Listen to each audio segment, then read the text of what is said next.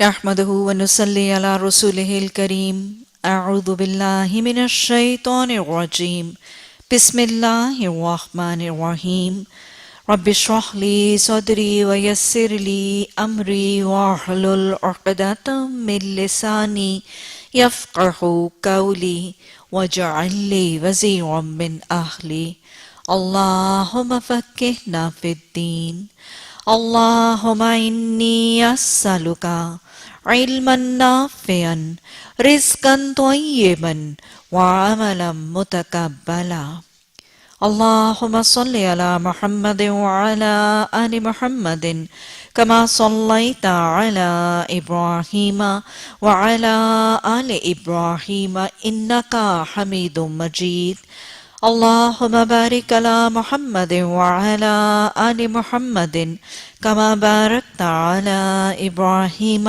وعلى آل إبراهيم إنك حميد مجيد. شرح کتاب الوضو باب 34 باب ٹب یا لگن سے غسل اور وضو کا کرنا. حدیث نمبر 148 حضرت انس رضی اللہ تعالیٰ عنہ سے روایت ہے کہ انہوں نے فرمایا ایک دفعہ نماز کا وقت ہو گیا اور جس شخص کا گھر قریب تھا وہ تو اپنے گھر وضو کے لیے چلا گیا، صرف چند لوگ رہ گئے. پھر رسول اللہ صلی اللہ علیہ وسلم کے پاس ایک برتن لایا گیا جس میں پانی تھا اور وہ اتنا چھوٹا تھا کہ آپ اپنی ہتھیلی اس میں نہ پھیلا سکتے تھے، لیکن اس کے باوجود سب لوگوں نے اس سے وضو کر لیا. حضرت انس رضی اللہ تعالیٰ عنہ سے پوچھا گیا کہ اس وقت تم کتنے لوگ تھے؟ تو انہوں نے کہا 80 سے کچھ زیادہ تھے.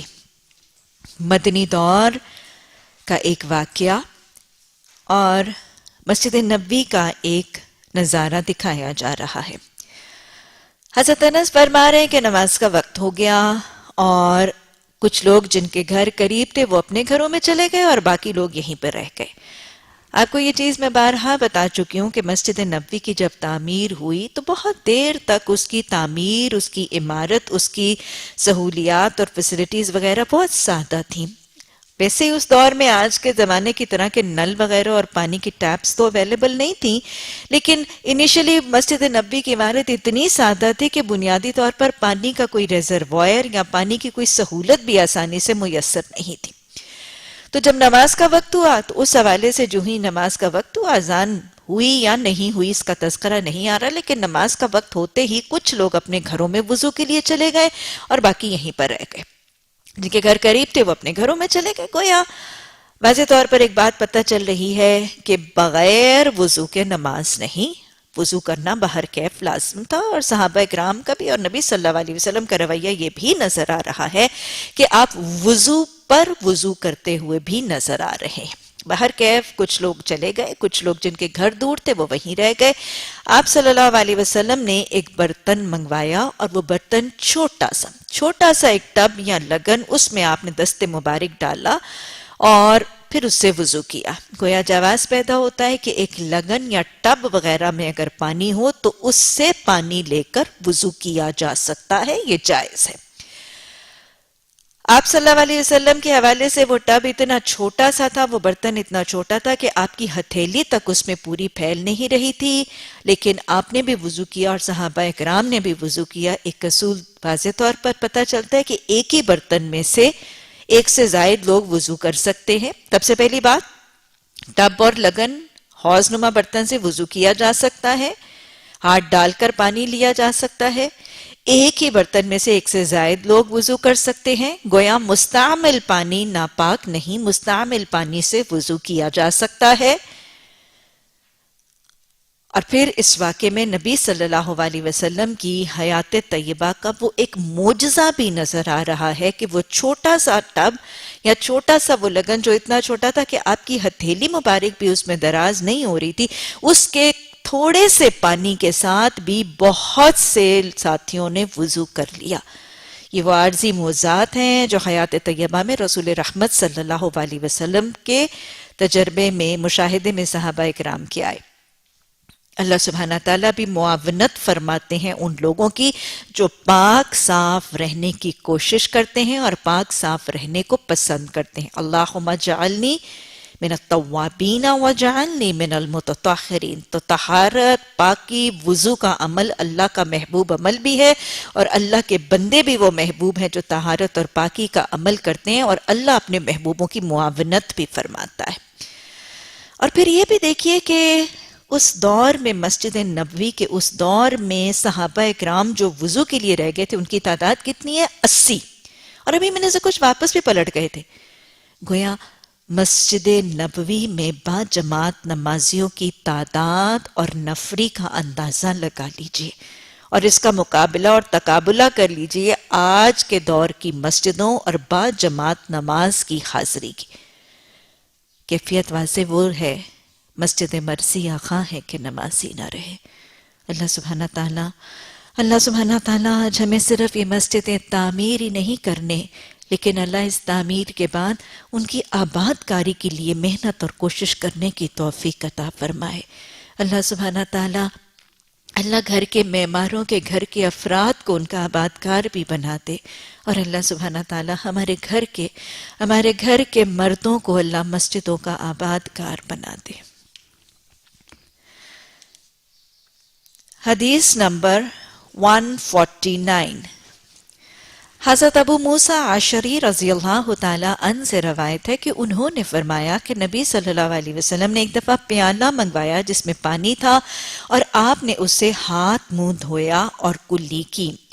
گویا یہ ساری کی ساری احادیث بنیادی طور پر یہ چیز واضح کرنے کے لیے آ رہی ہیں کہ وضو کون کون سے برتن سے کیا جا سکتا ہے. چلتے ہوئے بہتے ہوئے نل کے پانی سے بھی وضو کیا جا سکتا ہے، اسی طرح کوئی پانی اوپر سے بہائے اور مدد کرے تو بھی وضو کیا جا سکتا ہے.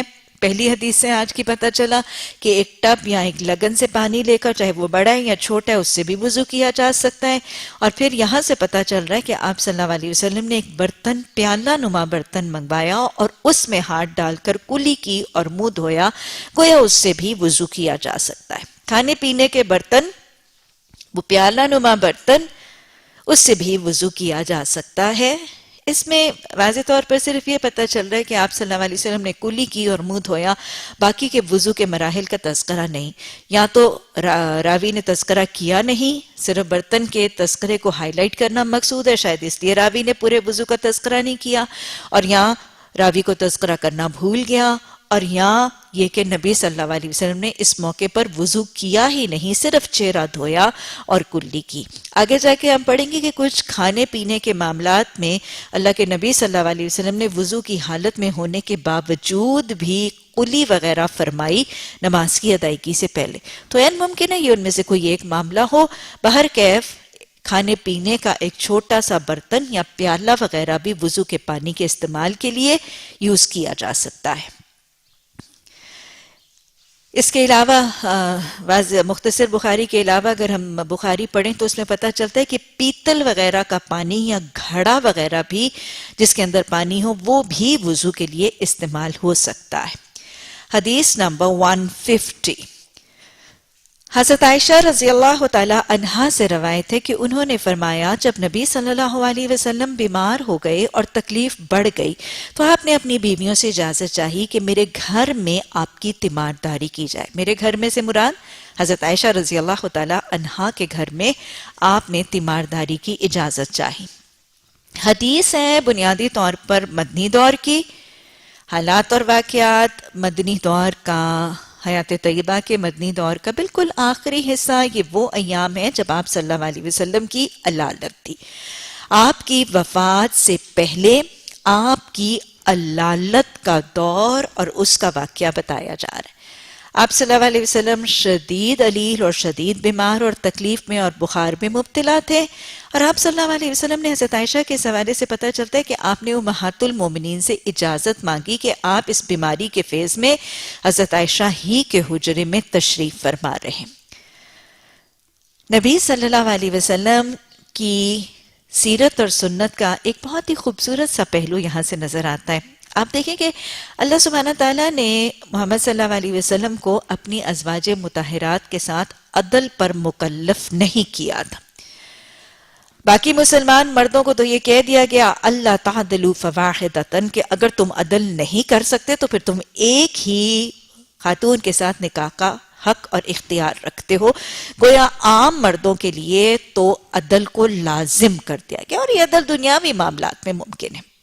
بہرحال آپ صلی اللہ علیہ وسلم کو تعدد ازواج کے حوالے سے آپ کو عدل پر مکلف نہیں کیا گیا تھا، اور یہ قرآن میں بھی سورہ احزاب میں جب ہم احکامات پڑھیں گے تو آپ دیکھیں گے کہ آپ صلی اللہ علیہ وسلم کو عدل کی پابندی نہیں لگائی گئی. حالانکہ آپ پر اس پابندی کو نہیں لگایا گیا تھا، اس کے باوجود بھی نبی صلی اللہ علیہ وسلم ازواج مطہرات کے درمیان زبردست عدل فرماتے ہوئے نظر آتے ہیں.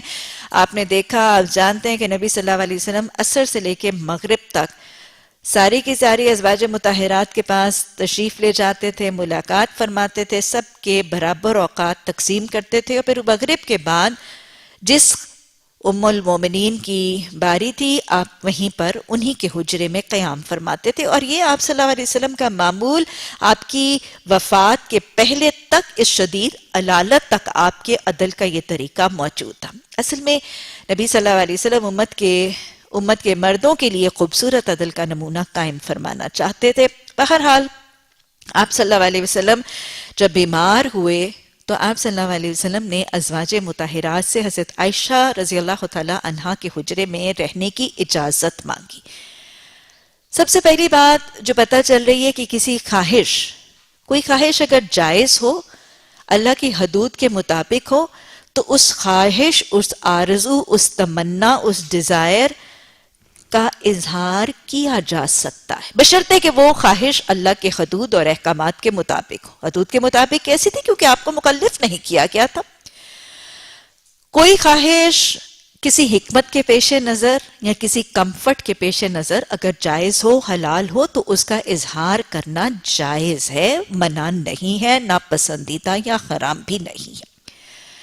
دوسرے، عدل ہی کے تقاضے کے تحت آپ صلی اللہ علیہ وسلم نے جنہوں نے اپنی روٹین میں عدل کا نمونہ شروع کیا تھا، سٹارٹ کیا تھا، آپ یاد رکھیے گا نبی صلی اللہ علیہ وسلم نے جب کوئی عمل شروع کیا اس کو مدامت کے ساتھ کیا اور اس کو ساری زندگی کیا. ایک دفعہ آپ جب نیکی کا ایک عمل شروع کرتے تھے تو ساری زندگی رائج رکھتے تھے. کوئی عمل نیکی کا، کوئی عبادت کا عمل ایسا نہیں تھا کہ آپ نے ایک دفعہ شروع کیا پھر اس کو ترک کر دیا. تو یہ جو عدل کا طریقہ آپ نے ازواج مطہرات کے درمیان اڈاپٹ کیا تھا، اس کو بھی آپ نے مرتے دم تک ترک نہیں کیا، آخری دنوں میں اجازت طلب کر لی اس عدل کی خلاف ورزی سے بچنے کے لیے. نبی صلی اللہ علیہ وسلم کے رویے میں کتنا حسن سلوک نظر آ رہا ہے، کتنا حسن اخلاق اور کتنے خوبصورت معاملات کا درس ملتا ہے. آپ قوام ہونے کے تحت کتنا خوبصورت نمونہ وضع کرتے ہوئے نظر آ رہے ہیں.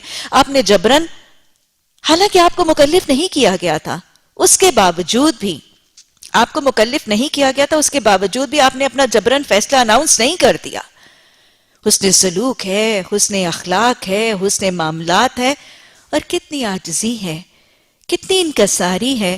کوئی تکبر نہیں، کوئی تفاخر نہیں، کوئی دھوس اور روب نہیں جمایا جا رہا اور اپنی پوزیشن کا بے جا استعمال بھی نہیں کیا جا رہا. حالانکہ وہ بے جا بھی نہ ہوتا، حالانکہ وہ غیر حق بھی نہ ہوتا، لیکن یہ حسن سلوک اور حسن اخلاق اور رواداری کا پیغام نظر آ رہا ہے. آپ صلی اللہ علیہ وسلم نے بہت ہی عاجزی، بہت ہی انکساری، محبت، خلوص، اخلاص، ایثار اور بہت ہی سادگی کا مظاہرہ کر کے آپ صلی اللہ علیہ وسلم نے ازواج مطہرات سے اجازت مانگی. اور اجازت کے مانگنے کی ایک غرض تو یہ تھی، جو پتہ بھی چل رہا ہے کہ آپ صلی اللہ علیہ وسلم کی سب سے محبوب زوجہ محترمہ حضرت عائشہ ہے. یہاں سے حضرت عائشہ کی فضیلت کا بھی احساس ہو رہا ہے، محمد صلی اللہ علیہ وسلم کے ہاں ان کی محبت کی بھی مزید تصدیق ہو رہی ہے. اور پھر آپ صلی اللہ علیہ وسلم نے ایک تو حضرت عائشہ کے پاس رہنے کی خواہش، اور دوسرے یہ کہ بار بار ایک جگہ سے دوسری جگہ منتقل ہونے کی پریشانی اور تکلیف کو اوائڈ کرنے کے لیے بھی یہ اجازت طلب کی. بہرکیف بہت ہی خوبصورت اور حسن اخلاق اور معاملات والا رویہ آپ کو اجازت دے دی گئی. تب نبی صلی اللہ علیہ وسلم 2 آدمیوں کا سہارا لے کر نکلے. آپ کے دونوں قدم زمین پر گھسٹتے جا رہے تھے. حضرت عباس اور ایک دوسرے آدمی کون حضرت علی کے ساتھ آپ نکلے. نبی صلی اللہ علیہ وسلم نماز کی ادائیگی کے لیے مسجد نبوی تشریف لے جاتے نظر آ رہے ہیں. حضرت عائشہ کا حجرہ ہے, نماز کا وقت ہے.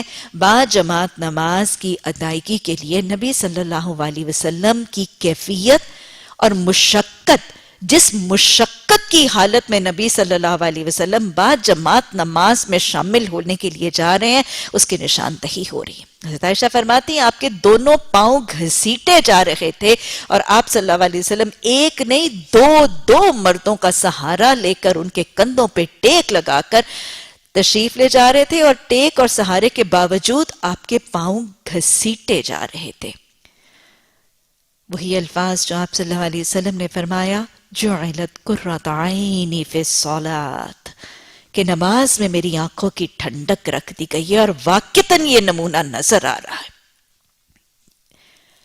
اور پھر آپ یہ دیکھتے ہیں کہ کہیں کوئی نمونہ نظر نہیں آتا پوری حدیث اور پوری سنت کے نمونوں میں کہ آپ نے صحابہ اکرام اور آپ نے مسلمان امت کے افراد کو جس بات کی تاکید کی ہے, جس کی ترغیب دی ہے, اس کا احسن ترین نمونہ وضع نہیں کیا. آپ صلی اللہ علیہ وسلم نے فرمایا تھا نا کہ لوگوں کو چاہیے کہ اندھیرے کی نمازوں کو ترک کرنا چھوڑ دیں. لوگوں کو چاہیے کہ وہ اندھیرے کی نمازوں کو ترک کرنا چھوڑ دیں. اور یہ اندھیرے کی نمازیں کون سی ہیں؟ فجر اور عشاء کی نماز. اور پھر آپ نے ساتھ ترغیب دینے کے لیے فرمایا کہ اگر ان لوگوں کو عشاء اور فجر کی نماز کے اجر کا اندازہ ہو جائے, یعنی اگر انہیں پتہ چل جائے نا کہ اس کا ثواب کتنا ہے, اگر ان کو عشاء اور فجر کی نمازوں کے اجر کا احساس اور اندازہ ہو جائے تو یہ گھسٹتے ہوئے ان کو با جماعت نماز کی ادائیگی کے لیے حاضر ہو جائے. تو نبی صلی اللہ علیہ وسلم نے امت کو تاکید کی کہ اگر تمہیں پتہ چل جائے اس کا کتنا اجر ہے تو تم گھسٹتے ہوئے بھی نمازوں میں حاضری کے لیے آؤ. اور آپ صلی اللہ علیہ وسلم نے اپنے عملی نمونے سے اس کا مظاہرہ بھی فرما دیا. نبی صلی اللہ علیہ وسلم کی سنتوں کو سیکھنے, سمجھنے, یاد رکھنے, ان کی تعلیمات کی تبلیغ کرنے اور ان کو اپنی ذاتی زندگی میں رائج کرنے کی توفیق عطا فرما دے. آج ہم دیکھیں تو صحیح, نبی صلی اللہ علیہ وسلم اتنی شدید بیماری میں ہے, سہارا لے کر ٹیک لے کر پاؤں گھسیٹے جا رہے ہیں, لیکن اس کے باوجود نماز کے لیے حاضر ہیں. آج ہم محمد صلی اللہ علیہ وسلم سے محبت کے دعوے کرتے ہیں, لمبے لمبے نعتیں پڑھی جاتی ہیں, سب کچھ کیا جاتا ہے, لیکن صحت مند تندرست اعضاء کے باوجود با جماعت نماز کی حاضری میں کتنی کمی اور کتنی کوتاہی. اور پھر ہمارے معاشرے میں کتنے ایسے لوگ اور کتنی ایسی پیشانیاں جو شاید کبھی اللہ کے حضور جھکی ہی نہیں, اور یہ ٹیک لگا کر اس بات پر مطمئن بیٹھے ہیں راضی برضا کہ انشاءاللہ ہم امتی امتی کہتے بخش دیے جائیں گے. اللہ سبحانہ تعالی ہمیں امتی ہونے کا طریقہ اور سلیقہ سکھاتے, اور اللہ ہمیں امتی بننے اور اس پر فخر کر کے اس کے طریقوں اور اس کے رویوں کو اپنانے کی توفیق عطا فرما دے. آپ صلی اللہ علیہ وسلم سہارا لیتے ہوئے نظر آ رہے ہیں حضرت عباس آپ کے چچا, اور دوسرے حضرت علی آپ کے چچا زاد بھائی. گویا رحم کے رشتوں کے ساتھ آپ کا قرب آخری لمحات تک نظر آ رہا.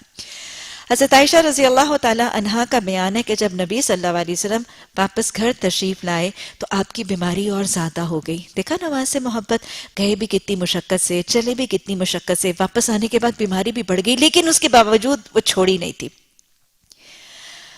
آپ کی بیماری اور زیادہ ہو گئی تو آپ نے فرمایا میرے اوپر 7 مشقیں بہاؤ جن کے منہ نہ کھولے گئے ہوں, تاکہ میں کچھ لوگوں کو وصیت کروں. جن کے منہ نہ کھولے گئے ہوں یعنی وہ پوری بھری ہوں, اس سے پہلے وہ استعمال نہ ہوئی, 7 بھری ہوئی مشقیں پانی اوپر ڈالنے کی تاکید اور حکم آپ صلی اللہ علیہ وسلم نے فرمایا. آپ صلی اللہ علیہ وسلم کو شدید بخار تھا, بہت تیز حرارت تھی, اور اپنے بخار کے اتروانے کے لیے آپ صلی اللہ علیہ وسلم نے پانی کے بہانے اور کثیر پانی کے بہانے کی تاکید فرمائی. بہت ہی ایک آج کے دور کا ایک طبی سا نسخہ کہ آج بھی ہائیڈرو تھراپی اور پانی وغیرہ جب بہت زیادہ تیز بخار ہو جاتا ہے تو اس میں کہتے ہیں کہ دوا کے ساتھ بھی نہیں اتارنا چاہیے، پہلے پانی اور سپنجنگ کے ساتھ بخار کو اتار دیا جاتا ہے اور پھر خاص ٹیمپریچر کے بعد دوا استعمال کرنے کی اجازت دی جاتی ہے. تو بہت ہی ایک میڈیکل سی ٹپ ہے جو اس حدیث کے واقعے میں ہمیں پتہ چلتی ہے. اور پھر آپ نے اسپیسیفکلی کیا کہا؟ 7 مشقیں. یاد رکھیے گا 7 کا عدد ہمارے دین میں اور سنتوں کے حوالے اور حدیث کی تاکید میں یہ 7 کا عدد بہت زیادہ کثرت سے آتا ہے. ایک تو یہ طاق ہے اور نمبر ہے، اور اللہ سبحانہ تعالیٰ کی عبادات میں اور بہت سی چیزوں میں طاق ہی چیز کو پسند فرمایا گیا ہے. ویسے بھی آپ دیکھیں کہ قرآن کی پہلی سورت لَقَدْ آتَيْنَاكَ سَبْعًا مِّنَ الْمَثَانِي، ہم نے تمہیں 7 دہرائی جانے والی آیات. قرآن کی پہلی سورت، نماز کی پہلی سورت 7 آیات پر مشتمل ہے. اسی طرح قرآن کے اندر سورتوں کو 7 گروپس میں تقسیم کیا گیا. میں نے آپ کو بتایا تھا نا کہ 7 گروپس ہیں. پہلے مکی صورتیں آتی ہیں، پھر مدنی صورتیں آتی ہیں. دس میکس اے فل 1 گروپ. تو قرآن کی صورتوں کو مفسرین قرآن نے مضامین کے حوالے سے 7 گروپس میں تقسیم کیا ہے، اور تلاوت اور حفظ وغیرہ کے حوالے سے اس کو 7 منزلوں میں بھی تقسیم کیا گیا ہے. یہ 7 منزلیں اس حوالے سے ہیں کہ صحابہ اکرام اور تابعین اور تبع تابعین جب قرآن کی تلاوت کرتے تھے تو اپنا ناظرہ ڈیلی قرآن کی تلاوت کے لیے انہوں نے قرآن کو 7 حصوں میں تقسیم کر رکھا تھا، اور یہ 7 ایکول حصے ہیں تاکہ روز ایک ایک حصہ اور ایک منزل پڑھی جائے اور ایک ہفتے میں قرآن کی تکمیل کا مرحلہ ہو جائے. اللہ ہمیں بھی اپنے معمولات زندگی میں قرآن کی تلاوت کو باقاعدگی سے اپنانے کی توفیق عطا فرمائے. تو 7 آیتوں والی سورت، 7 منزلیں، 7 گروپس. اور اسی طرح آپ کو پتا ہے کہ رکوع اور سجود کی تسبیحات کو بھی 3، 5 یا 7 دفعہ، اور 7 دفعہ بہت ہی پسندیدہ ہے ان تسبیحات کی تعداد، اگر اس کو 7 دفعہ پڑھا جائے.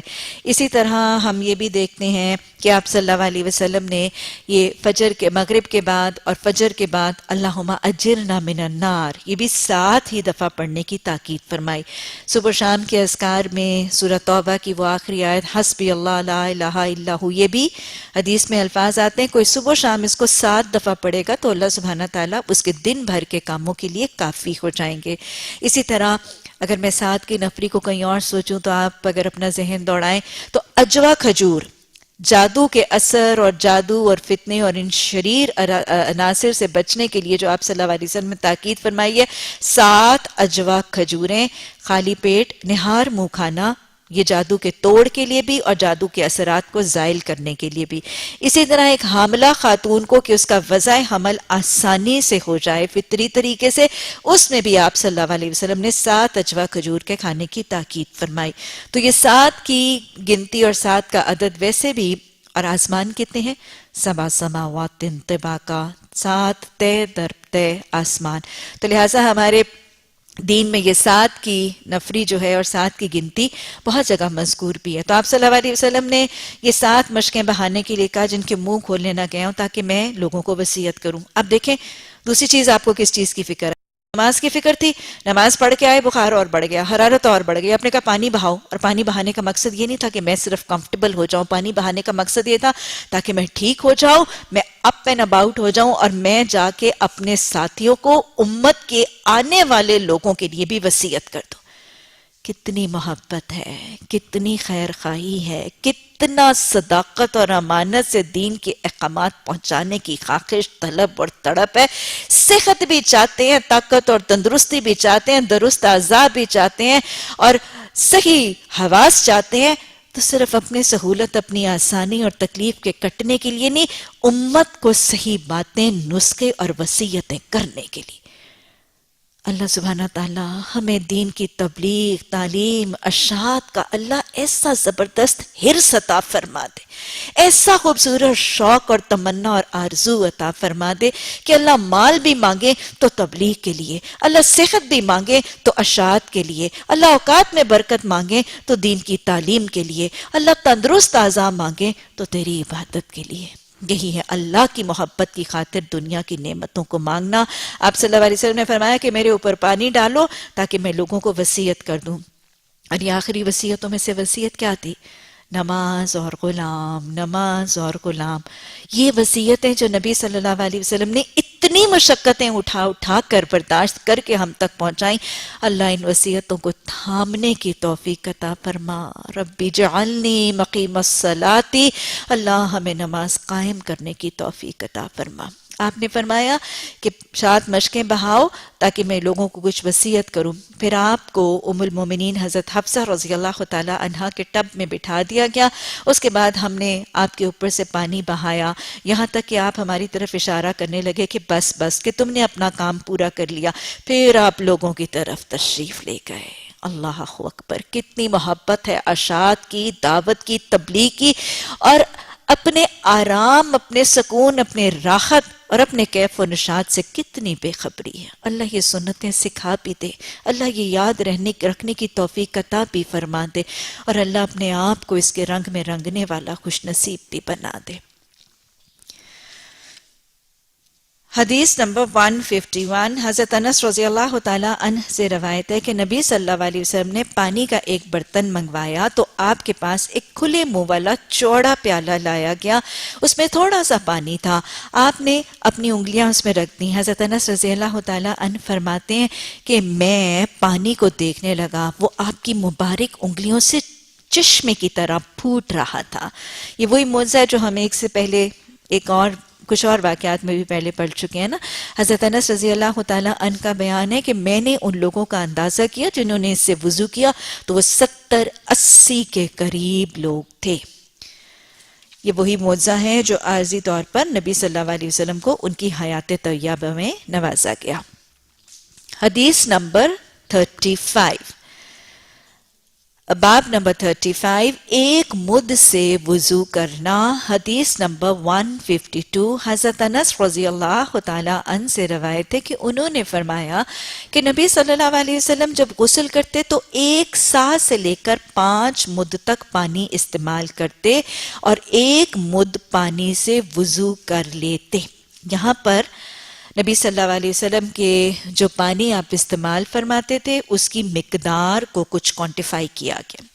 پیچھے ہم نے وضو کے ابواب کے اندر بنیادی طور پر وہ ابواب ہمارے جاری ہیں۔ پچھلے باب میں ہم نے دیکھا کہ کن کن برتنوں سے وضو کیا جا سکتا ہے، یعنی پانی اگر پیالے میں ہو، پانی اگر ٹب میں ہو، پانی ایک لگن میں ہو، پانی ایک تشت میں ہو، مختلف برتنوں سے ہم نے تذکرہ دیکھا کہ ان سے پانی کیا جا سکتا ہے، اور مستعمل پانی کے حوالے سے بات کی۔ اب یہاں پر یہ بتایا جا رہا ہے کہ وضو کے لیے کم از کم کتنا پانی، غسل اور وضو کے لیے کم از کم کتنا پانی لازم ہے، اور منیمم اتنے سے وضو کی ریکوائرمنٹس جو ہیں وہ پوری ہو سکتی ہیں۔ اس کا یہ مطلب ہرگز نہیں ہے کہ اتنا ہی ضروری ہے، اگر اس سے زیادہ میسر ہو تو اس سے زیادہ بہرکیف استعمال کیا جا سکتا ہے، لیکن پسندیدہ کیا ہے؟ اسراف سے بچنا اور ضیاع سے بچنا، چاہے وہ پانی ہی کیوں نہ ہو۔ ویسے چاہے پانی کیوں نہ ہو اس بات نہیں، پانی بہت بڑی اللہ کی نعمت، تو لہٰذا اس کے اسراف سے بہرکیف بچنا ہے۔ آپ صلی اللہ علیہ وسلم نے یہاں پر 1 سا سے غسل اور 1 سا سے کچھ زیادہ سے وضو کا، 1 مد سے وضو کرنے کا تذکرہ فرمایا جا رہا ہے۔ یہ دونوں سا اور مد جو ہیں یہ ناپنے کے پیمانے ہیں، جیسے ہمارے میٹرک سسٹم میں لیٹرز ہوتے ہیں، کلو گرامز ہوتے ہیں، سیر ہوتے ہیں، تو اسی طرح گیلنز وغیرہ ہوتے ہیں، تو اسی طرح یہ ناپ تول کے پیمانے ہیں۔ 1 سا 4 مد کو مل کر بنتا ہے۔ 1 سا کے اندر 4 مد، جیسے ہمارے سیر کے اندر 4 پاؤں ہوتے ہیں نا، اسی طرح کا معاملہ ہے۔ 1 سا کے اندر جو اس کا چھوٹا حصہ ہے وہ 1 مد ہے، اور 4 مد 1 سا بنتے ہیں۔ سا اگر آج کے حوالے سے کنورٹ کریں، کیونکہ یہ تو اس زمانے کا ناپ تول کا نا، ہمیں تو اس کو اسٹیمیٹ کرنا پڑے گا کہ منیمم اماؤنٹ کتنا ہے، تو سا اگر ہم آج کے حساب سے دیکھیں تو تقریباً 2.25 سیر، اور اگر کلو گرام کے حوالے سے کریں تو 2 کلو اور 100 گرام، یعنی تقریباً 250 گرام سے ذرا سا کم۔ 2.25 سیر یا 2 کلو اور 100 گرام جو ہے وہ 1 سا ہے۔ گویا اتنا پانی کم سے کم آپ صلی اللہ علیہ وسلم غسل کے لیے استعمال فرماتے تھے۔ اور مد جو ہے وہ اس حساب سے تقریباً 11 چھٹاک تک بن جائے گا، اور وہ بہت ہی تھوڑا سا پانی ہے، گویا یہ منیمم اماؤنٹ ہے. میں پھر دہرا رہی ہوں، یہ منیمم اماؤنٹ ہے، اس سے زیادہ پانی بہر کیف استعمال کیا جا سکتا ہے. اور خاص طور پہ یہ 11 چھٹاک اگر میں سیر کے حساب سے بتاؤں نا تو 11 چھٹاک تک بن جائے گا. بہر کیف یہ مکہ اور مدینہ کے وہ دور جہاں پانی کی بہت زیادہ قلت تھی، نہ کوئی چشمے تھے، نہ کوئی بہت زیادہ کنویں تھے، اور پانی کی بہت زیادہ قلت تھی، تو منیمم اماؤنٹ جو ہے وہ اس حدیث کے حوالے سے بتا دی گئی. آگے 4 حدیثیں جو ہیں ان کو ہم سیدھا پہلے پڑھ لیتے ہیں، پھر اس کے بعد جو احکامات ہیں اس کی وضاحت ہم کر لیں گے. باب نمبر 36، موزوں پر مسح کرنا. حدیث نمبر 153، حضرت سعد بن ابی وقاص رضی اللہ تعالیٰ عنہ سے روایت ہے کہ نبی صلی اللہ علیہ وسلم نے موزوں پر مسح کیا. عربی کے الفاظ پڑھیں، انہو کہ بے شک، یعنی اس میں شک شبہ کوئی نہ کرنا. مسحا آپ نے مسح کیا، علی الخفین اوپر دونوں موزوں کے. آپ صلی اللہ علیہ وسلم نے موزوں پر مسح کیا. حضرت عبداللہ بن عمر رضی اللہ تعالیٰ عنہ نے حضرت عمر رضی اللہ تعالیٰ عنہ سے یہ مسئلہ پوچھا تو انہوں نے کہا آپ نے موزوں پر مسح کیا ہے. اور جب سعد رضی اللہ تعالیٰ عنہ نبی صلی اللہ علیہ وسلم سے کوئی حدیث بیان کریں تو کسی سے اس کے بارے میں نہ پوچھ. اصل میں وضاحت سے واقعہ کچھ یوں تھا کہ حضرت عبداللہ بن عمر نے حضرت سعد بن ابی وقاص سے پوچھا تو انہوں نے کہا کہ آپ صلی اللہ علیہ وسلم نے موزوں پر مسح کیا. اور حضرت عبداللہ بن عمر پھر کنفرم کرنے کے لیے حضرت عمر کے پاس آئے کہ حضرت سعد بن ابی وقاص نے مجھے یہ بات بتائی ہے، تو کیا واقعی یہ درست ہے؟ حضرت عمر نے فرمایا کہ ہاں، آپ صلی اللہ علیہ وسلم نے موزوں پر مسح کی ہے. اور ویسے میں تمہیں آگے سے بتا رہا ہوں کہ اگر سعد بن ابی وقاص کوئی بات بتا دینا تو اس کو ویریفائی کرنے کے لیے پھر کسی اور کے پاس نہ جانا. وہ حضرت عمر نے ایک عاجزی بھی کی، انکساری بھی کی، اور حضرت سعد بن ابی وقاص کے حوالے سے ان کی جو علمی فوقیت تھی ان کی اپنی ذات پر اس کو تسلیم بھی کیا. حضرت سعد بن ابی وقاص کا علمی فضیلت بھی پتہ چل رہی ہے، اور صحابہ اکرام کے رویے میں عاجزی بھی نظر آ رہی ہے کہ اپنے آپ کو علمی طور پر ہمیشہ دوسرے سے کمتر ہی سمجھتے تھے. حدیث نمبر 154، حضرت عمرو بن امیہ زمری رضی اللہ تعالیٰ عنہ سے روایت ہے کہ انہوں نے نبی صلی اللہ علیہ وسلم کو موزوں پر مسح کرتے ہوئے دیکھا. انہو رأی النبی صلی اللہ علیہ وسلم یمسح علی الخفین، کہ انہوں نے دیکھا کہ نبی صلی اللہ علیہ وسلم نے وضو کیا اور پھر موزوں پر مسح کیا. حدیث نمبر 155، حضرت عمرو بن امیہ زمری رضی اللہ تعالیٰ عنہ ہی سے روایت ہے کہ انہوں نے فرمایا کہ میں نے رسول اللہ صلی اللہ علیہ وسلم کو اپنی پگڑی اور دونوں موزوں پر مسح کرتے ہوئے دیکھا. حدیث نمبر باب نمبر 37، حدیث نمبر 136، حضرت مغیرہ بن شعبہ رضی اللہ تعالیٰ عنہ سے روایت ہے کہ انہوں نے فرمایا کہ انہوں نے کہا کہ میں ایک سفر میں نبی صلی اللہ علیہ وسلم کے ساتھ تھا. آپ وضو کر رہے تھے، میں جھکا تاکہ آپ صلی اللہ علیہ وسلم کے دونوں موزوں کو اتار دوں تو آپ صلی اللہ علیہ وسلم نے فرمایا نہیں انہیں رہنے دو، میں نے ان کو با وضو پہنا تھا. پھر آپ نے ان پر مسح فرمایا. گویا یہ چاروں احادیث کس بات کا جواز دے رہی ہیں؟ چاروں کی چاروں احادیث سے نبی صلی اللہ علیہ وسلم کے وضو کا ایک عمل یعنی موزوں پر مسح کا تصور اور اس کا جواز واضح طور پر واضح ہو رہا ہے. انہو کہ اس میں کوئی شک نہیں، صحابہ کرام نے، راویان نے، جنہوں نے بھی حدیث بتائی انہوں نے انہو اور رأیا کے الفاظ بتائیں کہ راوی نے اپنی آنکھوں سے دیکھا اور اس میں کوئی شک نہیں تھا کہ انہوں نے نبی صلی اللہ علیہ وسلم کو موزوں پر مسح کرتے ہوئے دیکھا. کچھ کے نزدیک یہ رائے ہے کہ یہ موزوں کا سفر، کیونکہ آخری حدیث جو آپ نے پڑھی اس میں سفر کا تذکرہ ہے، تو کچھ کے نزدیک یہ رائے ہے کہ یہ موزوں کا مسح جو ہے وہ صرف سفر کی حالت میں ہے. لیکن دوسرے گروہ کے نزدیک یہ سفر کے علاوہ مقیم کو بھی جائز ہے، کیونکہ جو پہلی 3 احادیث ہم نے پڑھی اس میں خاص سفر کا تذکرہ نہیں کیا گیا تھا. ایک حدیث میں سفر کا واقعہ موجود ہے اور پہلی 2 حدیثوں میں، پہلی 3 احادیث میں کہیں سفر کا تذکرہ موجود نہیں ہے. گویا ان دونوں احادیثوں کو ملا کر، چاروں احادیث کو ملا کر اگر دیکھا جائے تو سفر اور مسافر اور مقیم دونوں کے لیے موزوں کے اوپر مسح کرنے کا جواز موجود ہے. موزوں پر مسح کرنے کے لیے احادیث بہت کثیر تعداد میں موجود ہے. صحیح 6 کی چھوں والیومز میں کتاب الوضو میں کثیر تعداد میں احادیث جو ہے وہ موجود ہیں، اور یہ احادیث تواتر کی حد تک پہنچ چکی ہیں.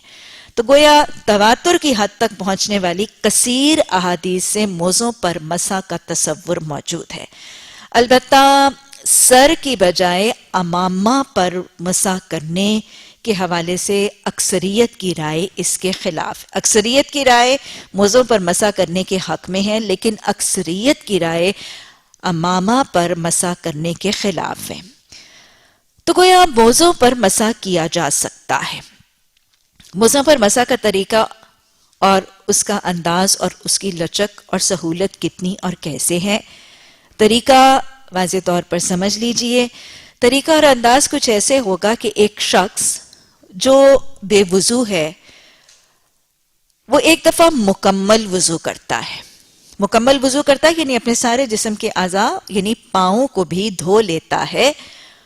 اپنے پاؤں کو الی الکعبین ٹخنوں تک اپنے پاؤں دھو لیتا ہے، مکمل وضو کر لیتا ہے. اور وضو ہی کی حالت میں یعنی ابھی باب وضو حالت ہی میں اپنے موزے پہن لیتا ہے. باب وضو حالت ہی میں موزے پہننے کے بعد اب جب اس کا وضو ٹوٹ جائے گا یا اس کے وضو میں نقص ہوگا اور اس کو نیا وضو کرنا ہوگا، تو یہ موزے جو اس نے یا یہ جرابیں جو اس نے وضو ہی کی حالت میں پہنی تھی اور پھر اتاری نہیں تھی. یاد رکھیے گا پہنے رکھنا شرط ہے. دو شرطیں ہیں، ایک تو وہ موزے وضو کی حالت میں پہنے گئے اور دوسرا وہ موزے اتارے نہیں جائیں گے. اگر وہ موزے وضو کی حالت میں پہنے گئے، کنٹینیوسلی پہنے گئے، اتارے نہیں گئے، تو اگلی دفعہ جب وضو میں نقص ہو اور اس نے نیا وضو کرنا ہو تو باقی سارے اعضاء کو وضو کے حوالے سے فرضیت ادا کرنے کے بعد موزوں کے اوپر مسح کیا جا سکتا ہے، اور یہی بات یہاں سے ثابت ہے. موزوں پر مسح کا انداز اور طریقہ کیا ہوگا؟ ہمیں حدیث کے حوالے سے سنت کا طریقہ پتہ چلتا ہے. ہاتھ کو تر کرنا، مسح دائیں ہاتھ کی بجائے بائیں ہاتھ سے کیا جاتا ہے. ہاتھ کو تر کرنا، اگر اس کو جھاڑ بھی لیا جائے تو بھی ٹھیک ہے، اور اگر نہ بھی جھاڑا جائے تو بھی درست ہے. بائیں ہاتھ کو تر کرنا، جھاڑنا یا نہ جھاڑنا، اور اس کے بعد پہلے دائیں اور پھر بائیں موزے کو اوپر سے مسح کرنا. پاؤں کی انگلیوں کے سروں یعنی پنجوں سے لے کر جہاں پر پاؤں ٹانگ کے ساتھ ملتا ہے وہاں تک مسح کرنا. موزوں کے اوپر سے مسح بائیں ہاتھ سے کیا جائے گا. پہلے اس کو گیلا تر کیا جائے گا، جھاڑا جائے یا نہ جھاڑا جائے. پہلے دائیں پاؤں پر، پھر اس کے بعد بائیں موزے پر، پہلے دائیں موزے پر پھر بائیں موزے پر اوپر کی طرف آگے سے پیچھے کی طرف اچھی طرح سے مسح کیا جائے گا کہ ہلکی سی تری موزوں میں رہ جائے. نیچے کی جانب مسح کرنا سنت سے ثابت نہیں ہے. حضرت علی رضی اللہ تعالی عنہ کا قول آتا ہے کہ اگر دین کے احکامات میں عمل کرنے، اگر دین کے احکامات یا سنت کے طریقوں میں عمل کرنے کے لیے ہر کام پر کوئی جواز ضروری ہوتا تو میں کہتا کہ موزوں کا مسح نیچے سے کیا جائے. یعنی حضرت علی نے کہا کہ اگر کام کرنے میں کوئی لاجک ڈھونڈنی ہوتی تو مجھے زیادہ لاجیکل یہ لگتا ہے کہ موزوں کے مسح کو اوپر سے نیچے کے مقابلے میں زیادہ کرنا ضروری تھا. کیونکہ آپ پتہ ہے کہ انسان چلتا ہے پھرتا ہے، شوز وغیرہ میں بھی نیچے والا سول جو ہے اس کے گندے ہونے کا امکان زیادہ ہے. تو حضرت علی نے فرمایا کہ اگر کام لاجیکلی کرنا ضروری ہوتا تو پھر میں کہتا کہ موزوں کا مسح نیچے سے کیا جائے. حالانکہ بہت دفعہ شریعت کے احکامات میں لاجک سمجھ نہیں آتی، بس اس کو اس انداز سے کیا جاتا ہے جیسے حکم ہے. تو لہٰذا یہ مسح اوپر کی جانب سے کیا جائے گا. اب اس کے بعد یہ یاد رکھیے کہ مسح کی مدت کتنی ہے. مسح کی مدت مقیم کے لیے یعنی وہ شخص جو مسافر نہیں ہے، مسح کی مدت 1 دن اور 1 رات ہے. اور اسی طرح مسافر میں مسح کی مدت 3 دن اور 3 راتیں ہیں. مدت کا مطلب کیا ہے؟ مدت کا مطلب یہ ہے کہ جب شخص نے وضو کیا، وضو کی حالت میں موزے چڑھائے اور پھر ان موزوں کو اتارا نہیں، ان موزوں کو بدلا نہیں، اور وضو ہی کی حالت میں پہنے ہوئے موزوں کو جاری رکھا، تو جب اس کا یہ وضو ٹوٹے گا تو وضو ٹوٹنے کے اگلے 24 گھنٹے یعنی ایک دن ایک رات میں جب بھی اس کو وضو کرنا ہوگا 24 گھنٹے ایک مقیم اس موزوں کے اوپر مسح کرتا رہے گا اور کر سکتا ہے بشرطے کہ اس نے موزے اتارے نہیں. اور اسی طرح مسافر کے لیے یہ میعاد جو ہے وہ 3 دن 3 راتیں ہیں، یعنی مسلسل وضو کے ٹوٹنے کے بعد 3 دن 3 راتیں اسی موزے پر جو اس نے بدستور پہنا رکھا وہ مسح کر سکتا ہے. یعنی جب وضو میں نقص ہوگا وہ وضو کرے گا نیا تو پاؤں کو دھونے کی بجائے اس موزے پر جس کو اس نے بدلا یا اتارا نہیں اس پر مسح کیا جائے گا. یہ یاد رکھیے گا کہ موزے کے اتارنے کے بعد پھر پاؤں کو دھونا لازم ہوگا. بغیر وضو کی حالت میں اگر موزہ اتار دیا گیا تو پھر یہ مسح اس موزے پر نہیں کیا جا سکے گا. موروور یہ بھی یاد رکھیے گا کہ موزوں پر مسح وضو کے لیے تو ہے، غسل کے لیے یہ اجازت موجود نہیں ہے. غسل کے لیے یہ اجازت موجود نہیں ہے. اور موزوں کے حوالے سے یہ بھی دیکھ لیجئے کہ یہ موزہ کس قسم کا ہونا ضروری ہے. کچھ کے نزدیک تو رائے یہ ہے کہ یہ صرف اور صرف چمڑے کے موزوں پر مسح کرنے کے حوالے سے حکم ہے، حالانکہ الفاظ واضح طور پر خفین کے موجود ہیں اور خفین خالصتاً چمڑے کے موزوں کے لیے الفاظ نہیں ہے، ہر قسم کے موزے کے لیے الفاظ ہیں. یہ موزہ کیسا ہونا ضروری ہے؟ یہ موزہ جس پر مسح کی اجازت اور لچک ہے یہ موزہ موٹا یا دوبیز یعنی بہت پتلا بہت باریک. ایسا پتلا اور باریک نہیں ہونا چاہیے کہ اس میں سے پاؤں کی کھال، جلد، انگلیوں کی ساکھ، ناخن وغیرہ نظر آئیں. جیسے آپ آج عرف عام میں دیکھیں گے ہماری جو پاپ ساکس وغیرہ ہیں جو بہت ٹرانسپیرنٹ ہیں ان پر مسح نہیں کیا جا سکتا. موٹا اور دوبیز ہونا ضروری ہے کہ اس میں سے کھال وغیرہ نظر نہ آئے، اور وہ موزے اتنے اونچے ضرور ہونے چاہیے کہ ٹخنوں کو اچھی طرح سے ڈھانپ دیں. ٹخنوں سے نیچے والے موزے یا باریک اور پتلے موزے ان پر مسح جائز نہیں ہے. وہ موزے جو موٹے ہیں، دوبیز ہیں، پاؤں کے ساتھ ٹخنوں کو اچھی طرح سے ڈھانپے رکھتے ہیں، اور ایسے بھی نہیں کہ ٹخنے بسا اوقات کھلتے ہیں اور بسا اوقات کور ہوتے ہیں، ایسے موزے نہیں، لیکن وہ موزے جن کے جو ویل اباو دا ٹخنے ہیں اور ٹخنے لگاتار ان کے ساتھ ڈھپے رہتے ہیں ان پر مسح کیا جا سکتا ہے. ہماری شریعت کے احکامات میں بہت سے احکامات میں بہت لچک بھی ہے. اللہ جہاں جتنی لچک ہے اس کو سمجھنے، اس سے فائدہ اٹھانے، لوگوں کو اس سے متعارف کروانے کی توفیق عطا فرمائے. لیکن اللہ سبحانہ تعالیٰ خود سے خود شریعت کے احکامات کو بدلنے کی جسارت کرنے والا بدبخت نہ بنا دے. اللہ سبحانہ تعالیٰ ہمیں اس دین کی خوبصورتیاں، سہولتیں، آسانیاں شرح صدر سے سمجھ کر اللہ ان کو ان کی حدود تک استعمال کرنے کی توفیق عطا فرمائے. اللہم